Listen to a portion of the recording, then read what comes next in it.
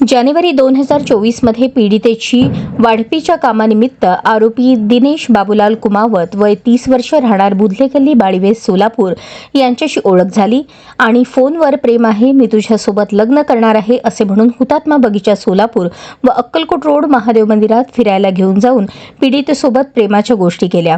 आरोपीने 27 मार्च 2024 आणि 14 एप्रिल 2024 रोजी बार्शी रोड येथील hotel Sushil palace and lodging येथे पीडितेस घेऊन जाऊन तिच्या सोबत जबरदस्तीने शरीर संबंध ठेवले। त्यानंतर 10 मे 2024 रोजी दोघे पुणे येथे वडगावला पळून जाऊन एका खोलीमध्ये राहत होते।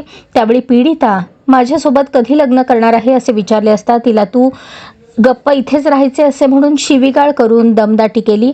त्यानंतर पीडितेने बहिणीस फोन करून बोलावून घेऊन 9 जुलै 2024 रोजी आरोपीस वडगाव पोलीस स्टेशन येथे घेऊन गेले। पीडितेने फौजदार चावडी पोलीस स्टेशन येथे 16 ऑगस्ट 2025 रोजी आरोपीविरुद्ध दुष्कर्माची फिर्याद दाखल केली। तो तपासासाठी सोलापूर ग्रामीणचे उपविभागीय पोलीस अधिकारी संकेत देवळेकर यांच्याकडे वर्ग झाला। तदनंतर आरोपीविरुद्ध अॅट्रॉसिटीचा गुन्हा दाखल करण्यात आला। आरोपीचे सोलापूर न्यायालयात अटकपूर्व जामिनाचा अर्ज फेटाळल्यानंतर आरोपीने ॲडव्होकेट रितेश थोबडे व ॲडव्होकेट सचिन इंगळगी यांच्यामार्फत मुंबई उच्च न्यायालयात अंतरिम अटकपूर्व जामीन अर्ज दाखल केला। अर्जाची सुनावणी उच्च न्यायालयाचे न्यायाधीश शिवकुमार डिगे यांच्यासोबत झाली।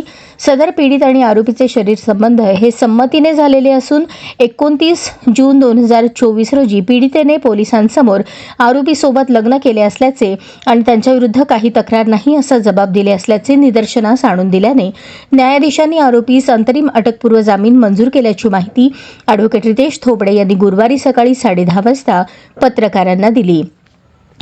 यात सरकार पक्षातर्फे ॲडव्होकेट पी भोसले तर पीडितेतर्फे ॲडव्होकेट अंजली भुतिया यांनी तर आरोपीतर्फे ॲडव्होकेट रितेश थोबडे व ॲडव्होकेट सचिन इंगळगी यांनी काम पाहिले।